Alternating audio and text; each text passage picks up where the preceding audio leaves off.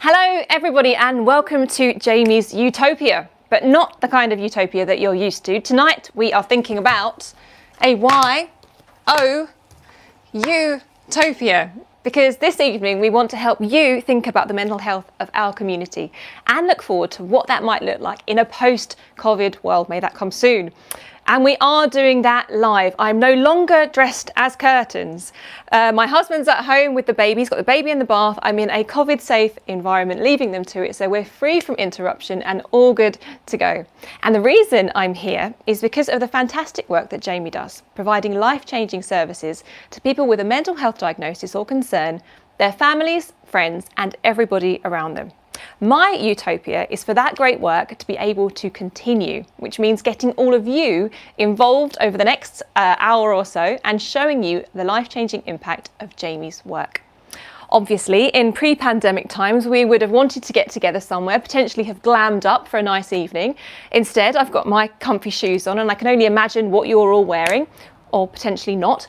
But I am thrilled we've still been able to get together online to bring you this live Utopia event in your own homes. And rest assured, everything you'll be seeing over the next hour or so has been produced strictly adhering to current guidelines to keep everybody safe.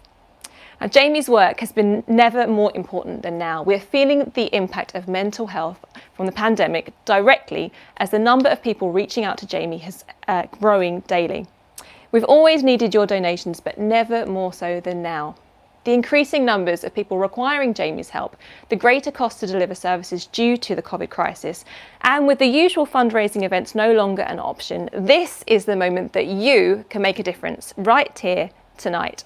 So please enjoy the evening, but also remember to donate as generously as you can.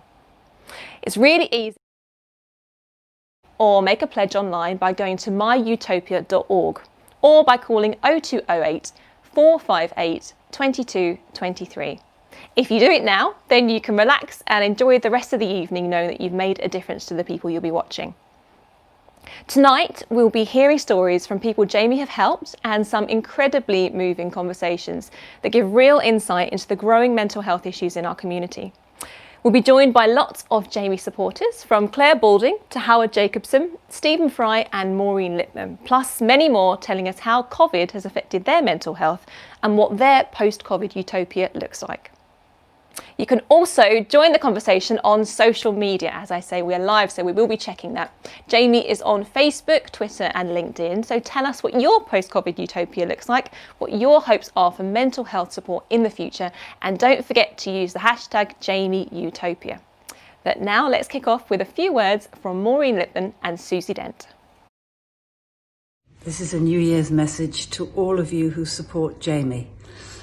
As we know, physical health has been pushed to the back because of COVID, and there's a lot of protest about that, but actually isolation and fear are causing more people to have mental health problems, and that's not something we can ever shy away from or be embarrassed by. So I'm a supporter of Jamie, and I want to thank those of you who do keep Jamie going, but also to encourage those of you who perhaps just haven't thought about how much young men and young women require support throughout this pandemic and in life generally. So I hope this message makes your handbags fall open. God bless. Happy New Year. Hi Rachel, I just wanted to add my support to you and to everybody at Jamie this evening. I know this year just how precious a commodity mental wellbeing has become, and I also know that has been felt particularly keenly within the Jewish community. So hats off to you for doing this, and to anyone participating and watching, please give what you can, because I know just how much it will be appreciated. So take care, have fun, and good luck. Oh, thank you, Maureen. And Susie there, my lovely countdown colleague, never short of a friendly word or two. Now, I've been getting to know Jamie over the last few months, and I've absolutely been blown away by the huge range of services they offer, which help so many people. At Jamie's heart are the community hubs, located across London, where people can seek support, friendship, and participate in a fantastic activity programme, as well as eat a healthy lunch. Within a few weeks of lockdown, these programmes were all moved online and the meals were delivered with a friendly doorstep chat. Every single person referred to Jamie works closely with a member of the professional team on an individual basis to better understand what their needs are. They're then offered their own unique combination of support, which can include one-to-one and group work, with Jamie's team of social workers, occupational therapists, and peer support workers. Our peer support workers use their own lived experience of mental illness to offer empathy and hope. These personal plans are reviewed regularly to discuss progress, which makes it all a truly bespoke approach. And because mental health affects everybody, not only those with a diagnosis, Jamie also supports the carers and families of loved ones with one-to-one and specialist group support, as well as practical and benefits advice. There's also specific support for young adults with a focus on vocational support, education, and volunteering opportunities, particularly within Jamie's social enterprises, such as the Headroom Cafe. And the person that oversees all of this and so much more that I wish I had time to mention here is Jamie's Chief Executive, Laurie Rackhind, and he's joining me live now. I mentioned glamming up, Laurie, and I think you've done us the favour of wearing trousers for this evening. I will add that you were wearing something on the bottom half of the rehearsal, but welcome. How are you? I have a sliding scale through COVID, but not bad, I think is for a lot of people as good as it gets. But tonight, I'm very well, thank you. And yes, I'm wearing trousers, but I prefer not to demonstrate that to anybody. Thank you very much, Rachel. Good evening, everyone. I haven't spoken at our annual fundraiser for several years, but this hasn't been a typical year. It's with relief that I welcome you here this evening. Relief that with everything going on and the immense demands on our services, that we've managed to pull this event together. The past 10 months have been the most challenging period of my career. Not only have we had to transform the way we deliver our services, but we've had to provide so much more. The public health crisis around COVID has led to a mental health crisis. And unfortunately, the mental health impact is likely to be far longer lasting than the virus itself. Before the pandemic, 1 in 4 of us would experience a mental health issue in any given year. But I shudder to think what the corresponding figure is going to be like this year. Although it has been the most difficult of years, I'd like to take this opportunity to thank my incredible colleagues who constantly inspire me. I simply could not do what you do. The expertise and resilience you have shown in supporting some of the most vulnerable members of the community through this pandemic, whilst juggling your own lives, has been remarkable. But unfortunately, as we predicted, in terms of mental health, we are just at the start of the challenges ahead. The additional cost of delivering our services this year has been almost £600,000 on top of our usual budget. Referrals are currently 3 times higher than they were before the pandemic, and we've had to significantly increase our staff team, commission additional online counselling and additional mental health resources. At a time when many organisations have battened down their hatches, we have had no choice but to grow. So it's not only been the most challenging year in our 30-year history, but it's been our most costly too. In fact, the cost to keep Jamie going every year is now around £3.5 million, and almost all of this is voluntary income. Tonight is about Youtopia. My Utopia is simply that everyone in the community who needs Jamie's services can get them. We are acknowledged as being at the forefront of mental health support, but we need the resources to meet the ever-increasing demand.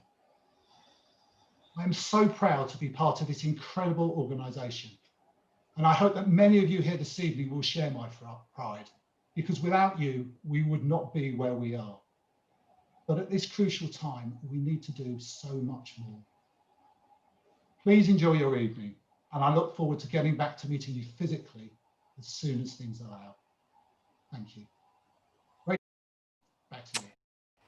We all heard. So no pressure, guys. Well, thank you very much, Laurie. As you can hear, there are lots of work to be done and lots of money needed to fund that.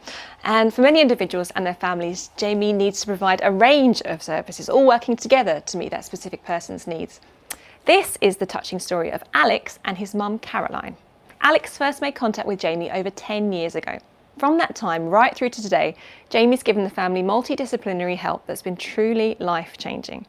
And despite continued challenges, Alex sadly lost his dad recently after a long illness.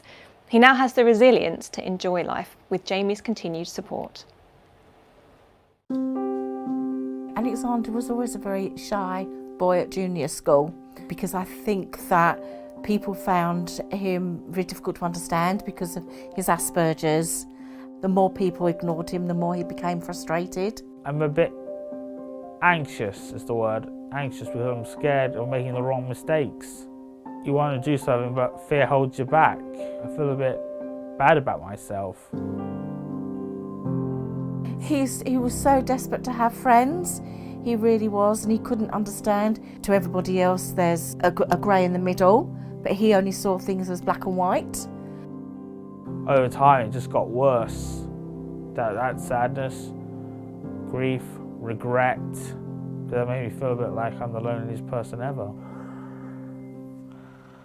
He doesn't have really anyone else to turn to, and it's extremely sad. He tried to commit suicide. My son found him face down in the bath one day, and that was just the absolute turning point. It really was.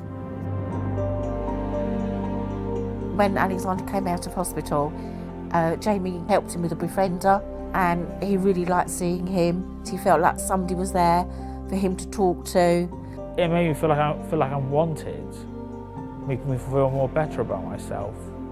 And hanging out makes me feel like I'm kind of happy. It's just the enjoyment, having fun with people and spending time with them. The services are just amazing, absolutely amazing. I cannot fault them. I mean, every time there's something on Zoom, coffee morning quizzes, it makes such a difference. It's just wonderful to see Alex thrive over the last several years. That is what the reward is for me, is seeing that person come alive, be who they really are. Without Jamie, I don't know where Alexander would be. He might be in an awfully dark place, somewhere that no one could help him with. And they've just made all the difference to his life. Having the Jamie support everywhere, it gives people more of a chance to turn their lives around. Because without these Jewish people, Jamie, it would never be accomplished. And that's why Jamie is there for a reason, to help people in crisis of need. Jamie had been there at the worst of times and at the best of times. If ever you need to reach out, please reach out to them, because they will turn your life around completely and they will just be there. So please, if you need help, they are there. If anyone's out there, please donate some money to Jamie, because I know people out there really do need their help, and without your help it wouldn't be possible.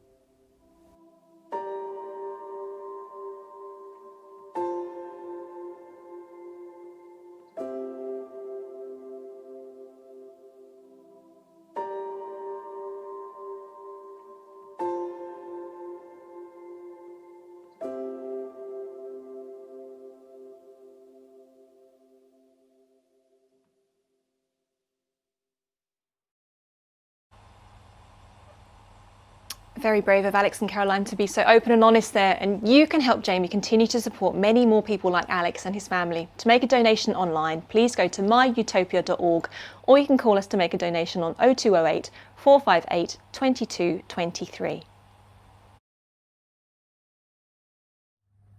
Good evening, everybody. I hope you're having a wonderful virtual evening. I'm Vanessa Feltz. I just wanted to say that obviously mental health is such an important cause. So many people have been through such an incredibly stressful year, and some are more vulnerable and finding it more difficult to cope than others. So please do give generously this evening. This is a fantastic cause, and I'm very pleased indeed to support it, and also to send everybody my very best love. Lots of love. I've had weeks where I've felt a bit low, and I think everybody has, and I think that's fair enough to admit it. But most of the time I've coped pretty well, and I think I've realised I'm maybe more resilient than I had appreciated, and also that I can turn my hand to other things and be really happy being at home. So that's been lovely. A post-COVID utopia. Well, it has sport back in it. It has theatre and, musicals and those things that are wonderful shared experiences back in our lives. I think we need that. We need to be together and enjoying things together. It has parties, not every night and not necessarily big ones, but just the ability to go and see friends and have dinner at other people's houses or be somewhere where there's a group of you. I really miss that. And it has hugging back in it, big time. But I think some of the benefits are less travel, maybe more working from home, more time with the animals. The cat is trying to get out of the door right now, so I'm going to let her out. And on that note, bid you goodbye. I think we can all see that Claire's cat's post-COVID utopia is that door open, a good metaphor for the rest of us, I guess. But I don't need to stress how difficult and different this past year has been. As Vanessa and Claire mentioned, it has meant that all of us have, to some extent, experienced challenges to our own mental health. For Jamie, there's been a huge increase in the number of people needing its services at a time when it's been more difficult than ever to provide them. But Jamie has risen to the challenge, meeting demand creatively and with hard work and determination. Here's how it was done. COVID-19 has changed our lives. While the statistics on infection and mortality update daily, a growing epidemic is also unfolding. More and more people are struggling with their mental health, and lockdown took away the support. The damage that this disruption is doing. The mental impact of a global We're heading for a mental health crisis. Jamie's 4 community hubs, Headroom Cafe and Mill Hill Shop had to close.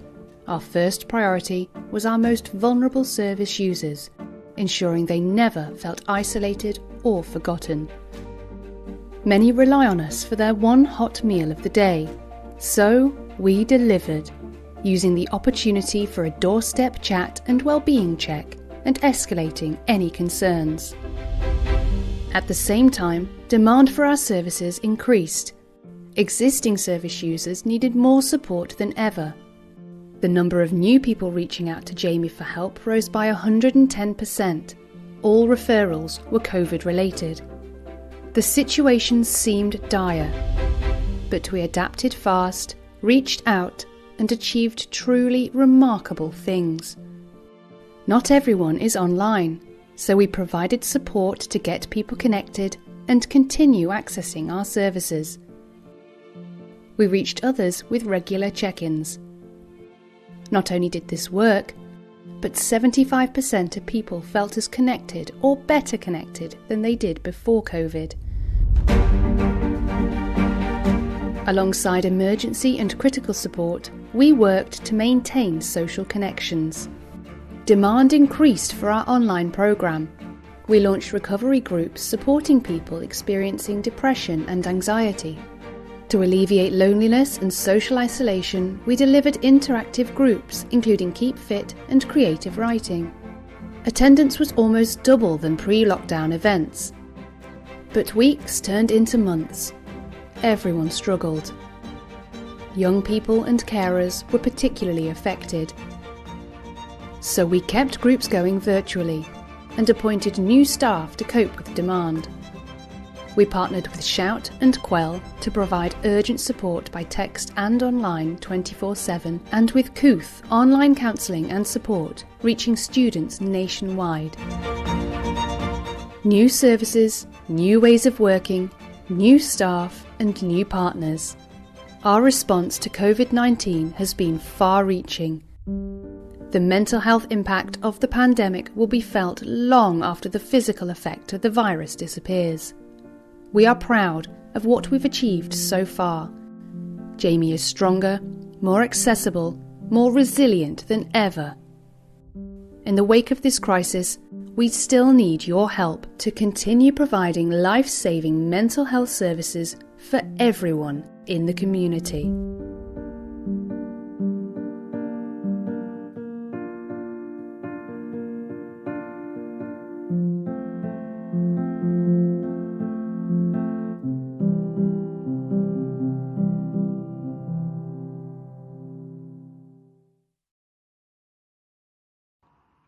Supporting our mental health has never been more important. We know that so many more people are suffering at this time as we find ourselves in the midst of a pandemic. And Jamie are crucial. They provide a lifeline to so many people. Their services really make a difference. And I've seen firsthand how much they can help. I hope that no one comes forward and isn't able to access a Jamie service. And so I really hope that you can dig deep and support Jamie at this time, so everyone that needs mental health support is able to access it. Time and time again during this period of coronavirus is the growth in the need for mental health experts and attention and care. I mean, it really, everybody's pretty stressed out. I'm stressed out. Everybody's got anxieties. And so Jamie actually is doing such a great job in this area, and I hope you're all going to support Jamie's great work tonight. Go Rachel. Thanks to my lovely colleague Nick there, and of course the wonderful Luciana Berger. And whether you pronounce it Jamie, Jammy or Jami, this year of all years it's never been more important to support Jamie. Coming up now is a conversation recorded recently between mental health activist and Jamie ambassador Johnny Benjamin and Susan Garcia. Johnny's personal mental health story and his inspiring advocacy work has helped reach thousands of people across the world, encouraging them to ask for help. Here he is talking to Susan, a truly brave lady who's still coming to terms with the death from suicide only last July of her 51-year-old son Simon. It's a stark reminder how mental health can devastate lives and how it can sadly be a mortal illness. The following film contains references to people talking about their lived experiences, including suicide bereavement. It's intended to raise awareness of the impact of mental ill health on our community.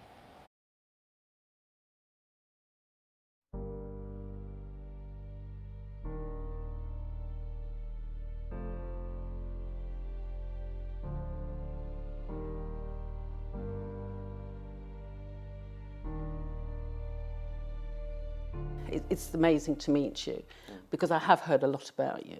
But for me as a mother, to be in my situation now and to see you here, what stopped you? What was it that night, that day, that through all the problems that you had, that led you there, that was the moment you decided, whatever the dark place you were in, you didn't do it. Yeah. It was that conversation with this stranger. I don't know, it was easier for me to talk to a complete stranger than talking to someone that I knew and loved. I think Well, I mean, there was so much embarrassment and shame. I think what really kind of unlocked something was this young guy saying to me, I've been there, and I've got through it. I remember hearing that and just feeling like, oh, okay, you know, I'm not alone, and, you know, if this young guy can get through it, then maybe I can get through it. So for me, sitting with you today is extremely emotional. It's extremely powerful because with Simon masked it.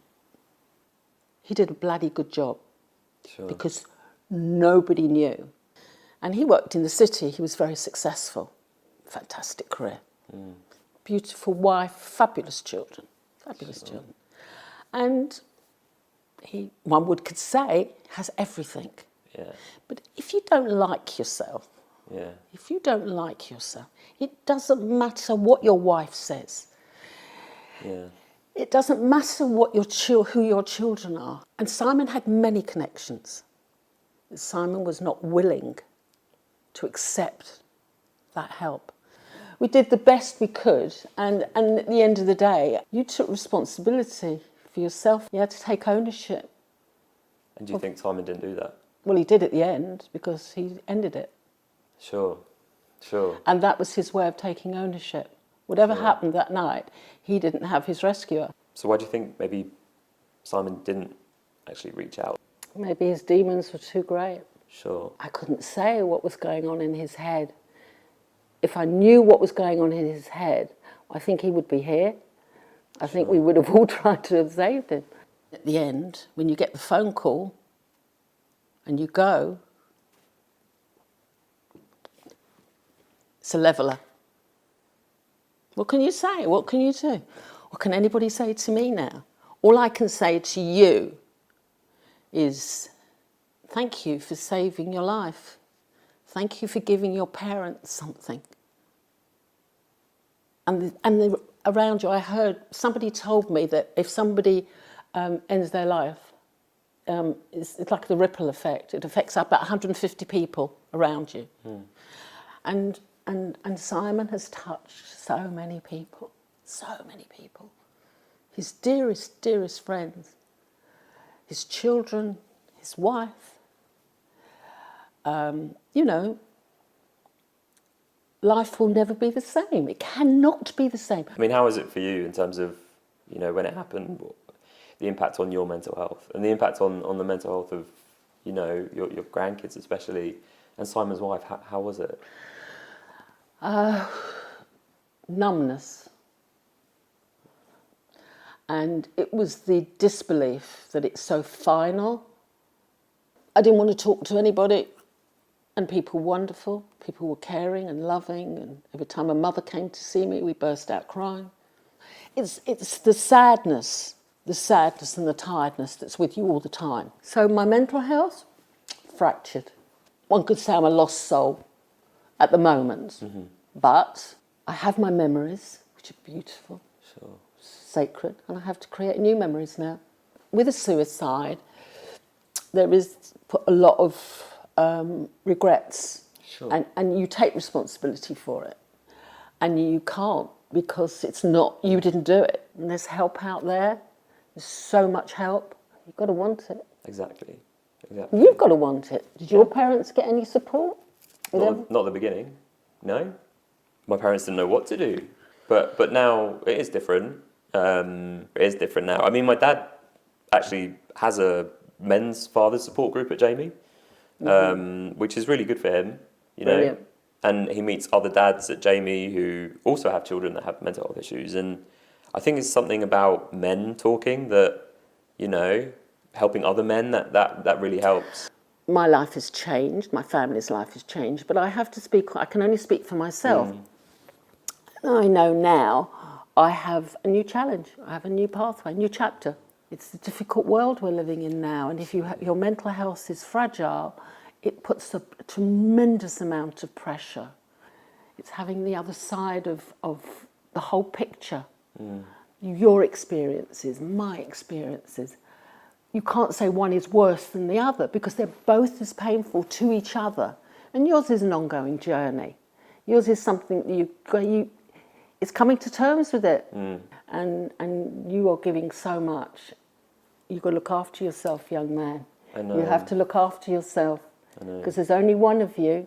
Yeah. And this life is so precious. But I hope someone watching this will be able to, maybe turn to someone that they haven't spoken to, a partner or a child or a friend, and be able to say, look, this is what I've been going through, or I need a bit of support. If we can enable that, then we can enable one person to reach out to Jamie and get support for themselves. That's success. Absolutely.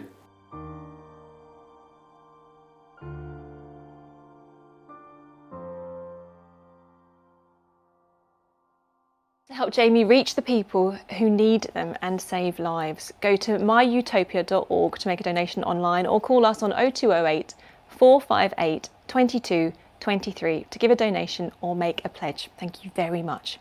Now, a message from our friend Stephen Fry. Gosh, what a year it's been. I don't know where to begin except to express my admiration for the work you do all around the community for the sake of mental health, because goodness knows this year has been it's been a matter of fact, hasn't it? There's been very little to recommend it. And yet I don't know why we give characteristics to a year. A year doesn't really have any existence or meaning except to the culture. It doesn't have any cosmological or other significance, does it, 2020? And yet we invest it with all the power of a malevolent God. Once we see the back of this year, all will be well. Well, I hate to think it, but 2021 could easily be worse. Recent history has shown that things get worse. But what remains still flickering, indeed shining like a great solid, steady flame, is the flame of goodwill and love that organisations like Jamie show. Goodness knows it's not easy to live with a mental health condition at any time, but at a time of this weirdness and seclusion and lockdown and people being angry with each other all the time, it's a real stress, a real difficulty. And anything you can do to help show people that while we may not all be in the same boat, because that's a lie, isn't it? We're all on the same sea. And we can send our boats to rescue those in leakier vessels than our own. And we can do what we can to show people that they're loved and considered. And that's a blessing and a good thing. And you're a blessing and a good thing, a mitzvah. So I wish you all the very best of the season, good Yontif and all the rest of it. And thank you and congratulate you for your work. That's enough anyway. Mwah. Bye-bye. Well, I'd like to echo every single one of Stephen's words, except the first few, because I say we are live and I can't be bleeped, but thank you, Stephen. Well, mental health issues can hit at any age, but the impact on our young people is well known. My little baby at home, Maven, is only 13 months old, but as a parent, I'm already aware of the pressures she may face as she gets older, especially into her teens. That's why I'm so pleased that some young people in our community are stepping up. The Young Jamie Committee encourages open conversations around mental health amongst people of their generation, and they also work hard to raise money and awareness for Jamie. Here they are to introduce themselves. Good evening, everyone. We are the Young Jamie Committee, and we're delighted to be here with you this evening to tell you a little bit about the fantastic work that we and Jamie do. We've got our whole committee here with us this evening, and so we're going to do a quick Q&A and hopefully shed a little bit of light on mental health. So first question, how many young people do you think have suffered from poor mental health during the COVID-19 pandemic? Yeah, no, unfortunately yours is correct. Yeah, I mean, it's been an incredibly tough time. Many of my friends have suffered from stress and anxiety as well. And that's a big part of the reason that the Young Jamie Committee was set up, to help try and provide some of that support to young people and young professionals. So what was it that motivated you all to actually join the committee? Georgia, tell me a little bit about yours. I really believe that getting young people talking will help reduce the stigma around mental health. For sure. And Ollie, tell me a little bit more about yours. I think when 75% of mental health problems are established by the age of 24, Jamie really does help those who need it most. Agreed, and we've been trying to play our part. So what's been your favourite Young Jamie initiative that we've organised in the past year? Yeah, I'm seeing Hanukkah boxes. Ellie, why don't you tell me a bit about that? So we sent and sold over 200 wellbeing boxes to people in the community. And Dan, why don't you tell me a bit about yours? So I'm really passionate about the link between mental and physical health. So we did a series of weekly workouts, which are available on our Instagram and Facebook pages. We did do so much in 2020, and there's even more to come in 2021. So as Dan said, do check us out at our socials at Young Jamie. And alongside those great initiatives, I think we've probably got a couple of good wellbeing tips for 2021. So show us what you've got, committee. Gabby, I like that one. Tell me a bit more about it. Yeah, so I think you should just try and set time aside every day to do something that makes you happy. It could be a passion project or just going for a walk outside to get some fresh air. And finally, we asked you all to write on a sheet of paper one word that describes what Young Jamie means to you. So, it's so fab. Big thank you to the whole Young Jamie committee for all the work that you've done this year, and thank you to everyone in the community that supported us.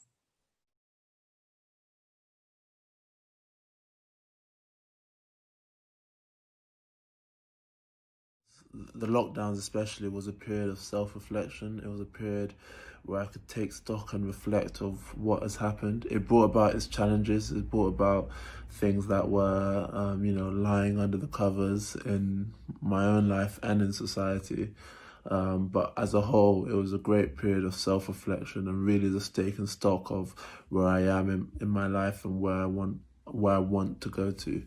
And in terms of a post-COVID utopia, to be honest, I just can't wait until social distancing is over. I can't wait until times where we can just go and meet our friends, unrestricted, uninhabited, with no rules to follow, and really embrace those that we care about.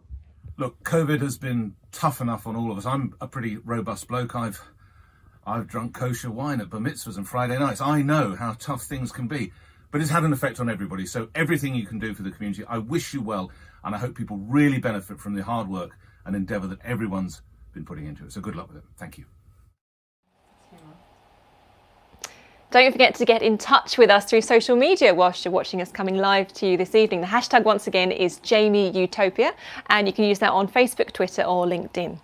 Now, Jamie's own utopia looks to a time when there's parity between physical and mental health, when people recognise the signs of mental illness in the same way they would a physical illness, such as a heart attack, and that it would trigger an equally appropriate response. And we're getting there. But now it's time to meet Ellie, a young woman who's already been through so much, but whose whole family is being supported by Jamie. This film contains references to self-harming and is intended to raise awareness of the impact of mental ill health on our community. My first panic attack was on my 13th birthday, like as they brought out my birthday cake. They all sing happy birthday and I was like, what is happening? I couldn't breathe, like I felt like I wasn't there. That was the start of all her issues because I think she just couldn't cope. She was drowning. She was at the nurse a lot. She didn't want to go into the class. She would hide in the toilet. It was a struggle. I just kind of had this weird anxiety in all my classes of being like trapped. So I just felt really panicky, like I didn't really know what it was.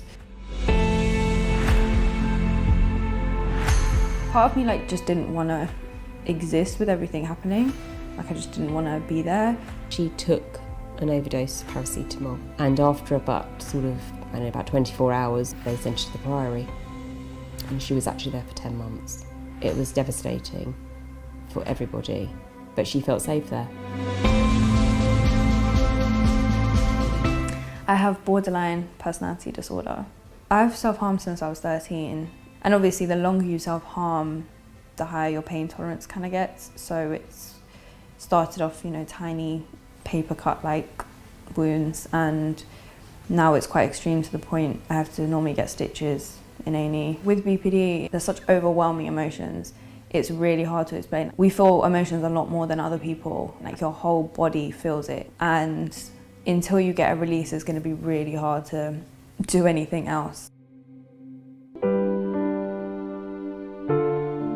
I think once I got my full diagnosis, it was nice to know that everything I was thinking and feeling and everything I'd done made sense. It's been a long journey. It's mental health, it's not physical health, they can't see it. My mum knew about Jamie. They referred me. I first started seeing an occupational therapist. I called Jamie when she was admitted as an inpatient. I was very lucky because I was able to actually have carer support on an individual basis from Jamie, and that's been invaluable because it means I was in a room with somebody on my own where I could actually let it all out. I know it's there. If I'm having a bad week or a bad month and I want to speak to her, she's still on the end of the phone. Yes, we can't meet in person, but we can talk. My mum and dad go to the support groups. There's a mum's group and there's a dad's group, and both my parents go. It means you've got a free space to speak really openly, and it meant that I got to meet other people that were actually going through similar issues. We keep in touch all the time, and that's really vital. If we didn't have the support from Jamie, I think we'd all be suffering an awful lot more. Jamie is just a safe space for the Jewish community to go to if they're struggling with mental health problems. They have so many different resources and they're just really supportive and accessible and understanding. Not just the people struggling, it's family members, partners, whoever is around them. And I think it's something really important in our community.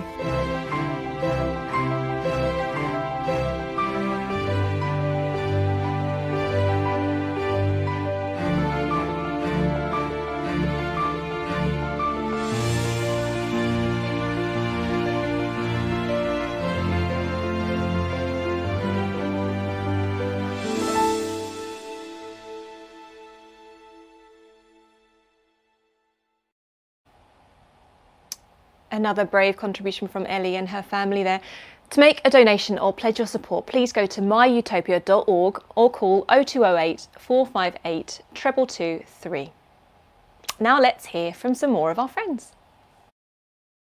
2020, when we had our first lockdown, people suffering from high anxiety in Britain doubled. But you know, the alarming thing is, before coronavirus, that was over 12 million people said that they suffered from high anxiety. So we've talked a lot about mental health in 2020. That's a good thing. Personally, for me, when the lockdown happened, the first one, just before that, before we knew what coronavirus was, I had a few personal things going on. So I had quite high anxiety. So when this thing happened, this ghastly bag of jeans, I went up even more. So I was a bit all at sea. Whereas towards the end of the year, I was in more of a pattern and things were a little better. And that's the thing about mental health. You can't just put a little pin in it and say, that's how you feel better. Everyone's in a different journey and everyone's in a different place and we're all human. Ask me how I am during this terrible virus and I'll answer you in the time-honoured Jewish manner. I've been better. But at least during the virus I've not had to feel that I'm behaving more strangely than anybody else. Everybody washes their hands obsessively now. Everybody watches too much television. Everybody's thinking about lunch while they're still finishing breakfast. And everybody is looking longingly at other people's dogs in the park. At least I've had a book to finish, which is, when you've got a book to finish, you're in lockdown anyway. And I'm with somebody I love to be with and love to talk to. If you're not in that position, if you don't have a companion, a dog, and you don't have a job, then it must be terrible and the loneliness must be appalling. And people who suffer that loneliness, of course, must have all our sympathy and more than that, all our help. I'm with Howard, staring longingly at dogs in the park as my entertainment. But thank you there to Howard and Colin. Now, people find Jamie in many different ways, and once they do, that bespoke and personalised support can kick in. They may be starting from a pretty difficult place. To give some insight into the calls for help that Jamie receives on a daily basis, here are a few real examples of first contacts. These are words from real messages that we voiced to protect anonymity. Please, can you call me urgently? I really need some help, and I know you're the only one that can. Would it be at all possible for someone to tell me how Jamie could help me? I've been suffering from anxiety and panic attacks, and my communication skills are not great. I'd like to learn new skills to get back into the workplace and to meet new people. I need someone to talk to, as I've been suffering from depression and anxiety for a long time. I have a very close family member who has tried to take their own life. They are now in hospital, but we would like some help and guidance as to where we can get help and support for both the family member and also the rest of the family. We would appreciate any help that you can give us. I only feel safe in bed at the moment, and I spend a lot of time crying. My GP's only answer is antidepressants. Please let me know if you can help me, as I'm desperate. I wanted to refer my brother. He suffers from severe mental health issues, and as a result, he can't hold down a job or sustain relationships with anyone apart from myself. He's currently going through a divorce and has been sleeping on my sofa and in his car, and he has nowhere to live. I don't know how to help him anymore, and I really worry for his safety at times. I'm just wondering if there's anything Jamie can do. Well, there's something you can do. You can make a difference tonight and help even more people get the support they need once they've reached out to Jamie. If you haven't donated yet, don't worry, there's still time. Please go to myutopia.org or call us. The number again is 0208 458 2223 to give a donation or make a pledge. Every single penny matters and will ensure Jamie can continue its vital services for the community, especially during these difficult times. Thank you. And now we return to some friends with a short message from Linda and Nicola. I think a post-COVID utopia looks like what we had before, the ability to kind of hug our friends and meet for coffee and just kind of, hang out and not worry about being viral threats to everyone. But I think it means doing this, but being aware of how lucky we are to be able to do this. I think so many times we forget how lucky we are to just have normal, right? To just have, these things that we take for granted, a touch, a smile, a hug. The idea that now we'll get that back, but be a little bit more grateful for it, I think that's what my post-COVID utopia looks like. Look, I think the pandemic has affected everybody's mental health and well-being. I think even if you're resilient, which I would count myself in there, there's been moments where I think everyone has just stopped and gone, really? This is what's going on? So I'm trying to practice different ways to find moments of joy, moments of mindfulness, different activities and things that I can do to make sure that I can bolster myself and feel good. Wise words from the ladies there. Now, sometimes mental health issues can happen for no apparent reason. At other times, they come about because of the circumstances and pressures around us. A couple of weeks ago, I had a socially distanced chat across Zoom with Adam Langleben. Adam was a Labour Party councillor and member of the Jewish Labour movement, whose life was literally taken over fighting anti-Semitism during Jeremy Corbyn's leadership. As many of you may know, I also became involved as a non-politically aligned person, challenging anti-Jewish racism. There's no doubt that both Adam's mental health and mine suffered because of it. Here we are talking about it for Jamie tonight.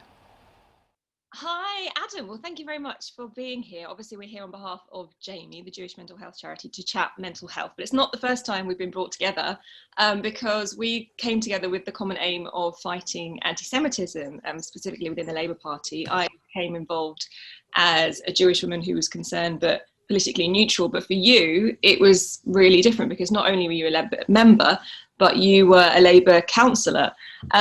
So can you tell me, your relationship with the Labour Party before any of these things happened? So I had joined the Labour Party in 2006, and I joined because I felt it was the best way to marry up my political values and my Jewish values.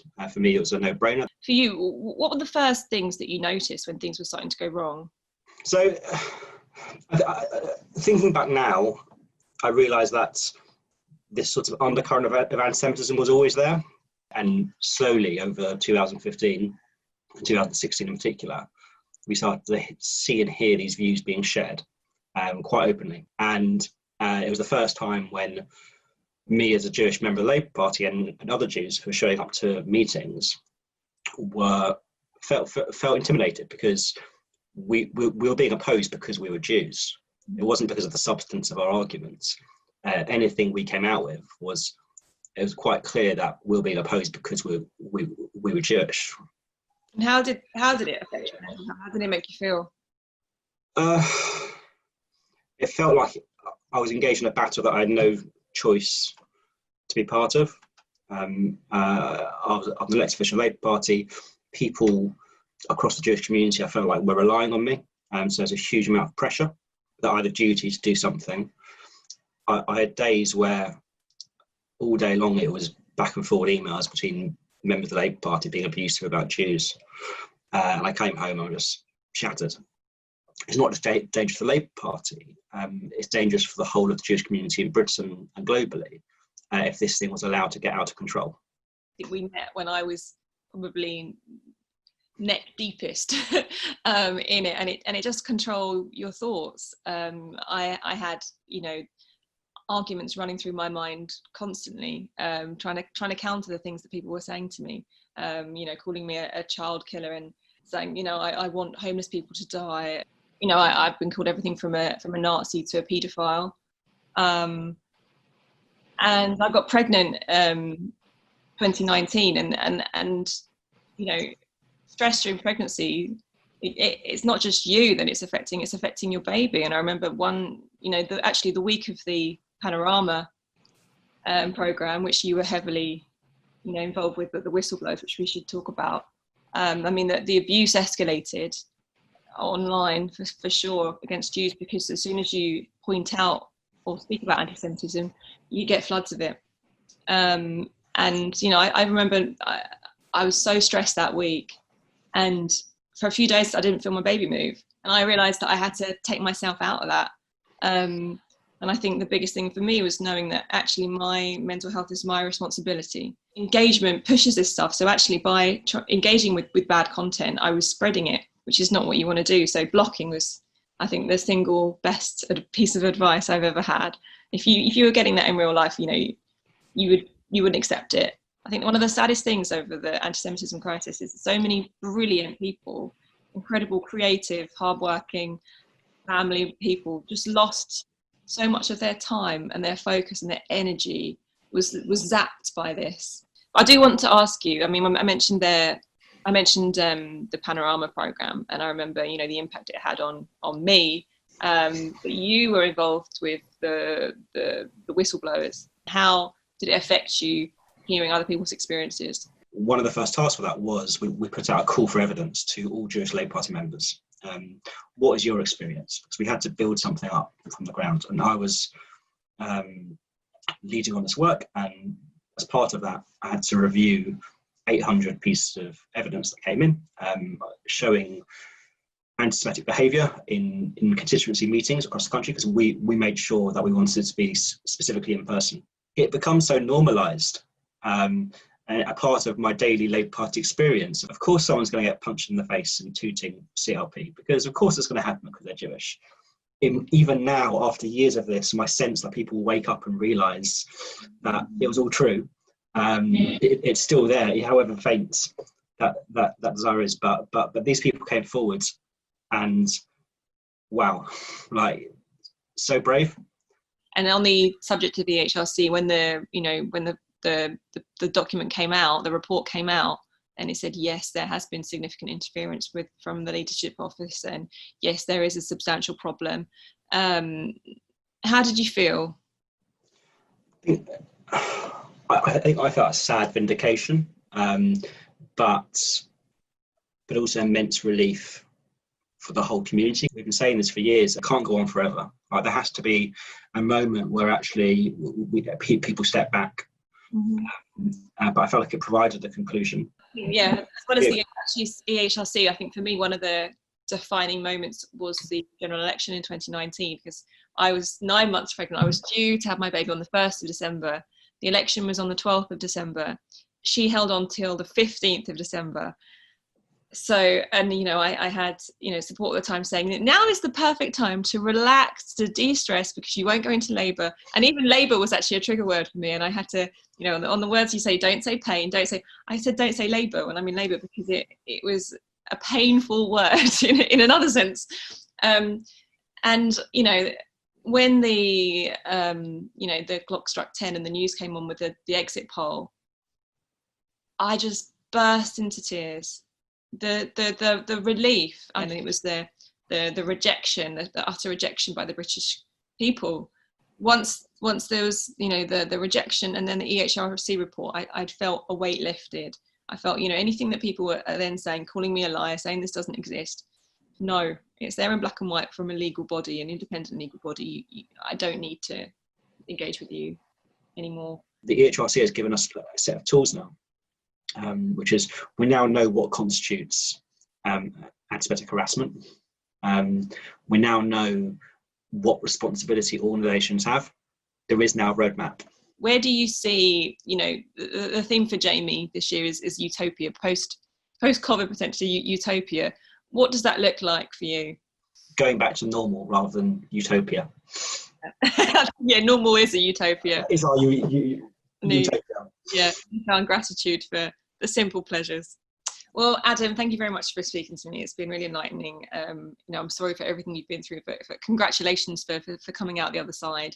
And thank you very, very, very much on behalf of the whole Jewish community for everything that you've done fighting anti-Semitism and keeping us all safe. Thank you, Rachel, for listening to me. Thank you, Jamie, for everything you do.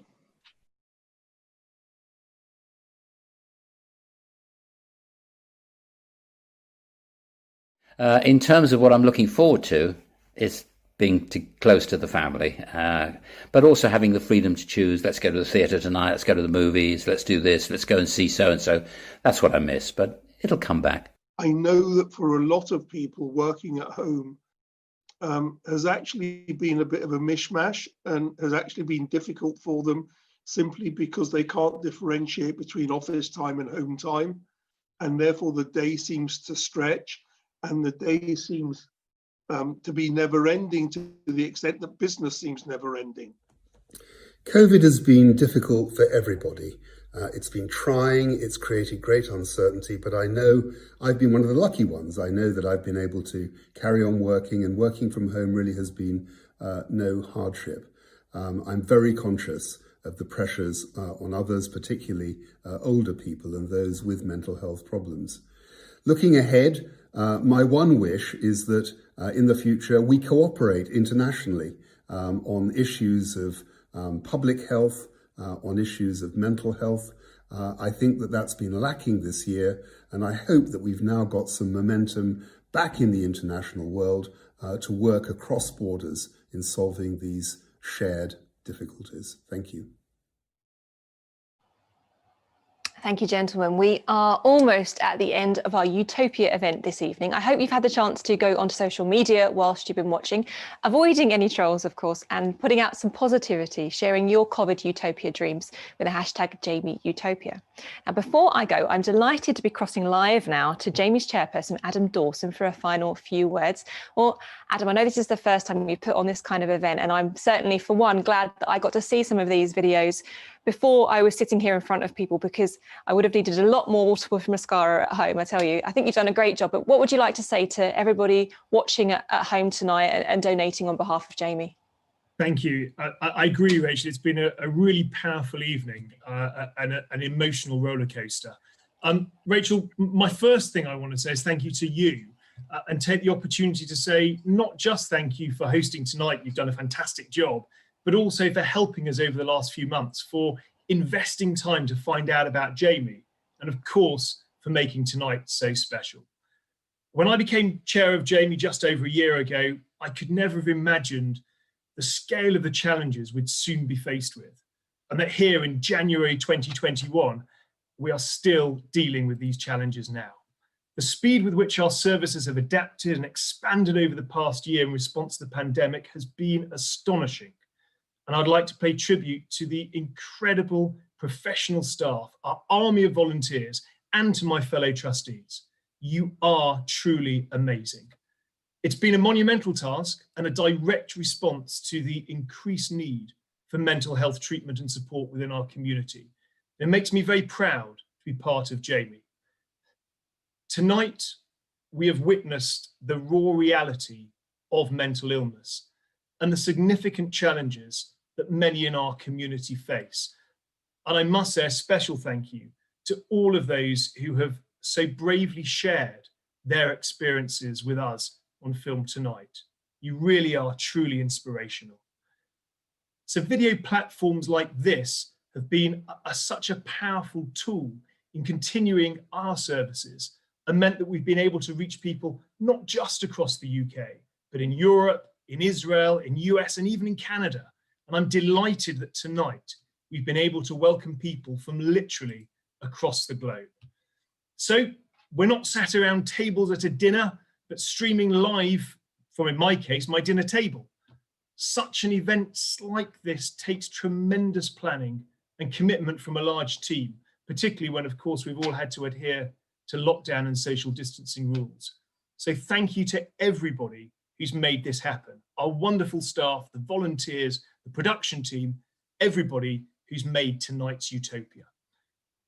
One thing that the pandemic has done is it's brought communities together. And I'm hugely grateful to all the community organisations who we work with and look forward to ongoing exciting collaborations. And in particular to our friends and colleagues at Jewish Care, who work so closely alongside our professional team, helping some of the most vulnerable in the community. We're looking forward to working with you and enhancing our partnership this year. Jamie's aim is to build a mentally healthy and resilient Jewish community. And I'd like to acknowledge the role that many of you at home watching this have played in supporting our community's well-being over the past year. Everybody who's reached out to a friend, a family member or a colleague and checked in with them, because ensuring people don't feel alone makes a huge difference. Friends, by joining us tonight and spreading the word about Jamie, you're helping us connect with more people in the community. And it really is so important that as many people as possible know who Jamie are, what we do, and how to access our help if you need us. And my final thanks are to you, to all our friends and supporters watching tonight. We could not do the work we do in the community without the time you give volunteering, your support and guidance, and your donations. You know, nobody likes asking for money, but knowing how vital our services are, I do therefore one last time implore you, if you are able to donate, please call, go online and give whatever you can. We have a challenging year ahead, but for me and for Jamie, it's also an exciting one as we look to expand our services, provide new ways to access and support them, and unfortunately support what is sadly a growing need in our community. At Jamie, we are saving lives every single day, and with your support, we'll continue to do so. Thank you so much for taking the time to join us tonight. Take care, stay safe, and I very much hope to see you all soon.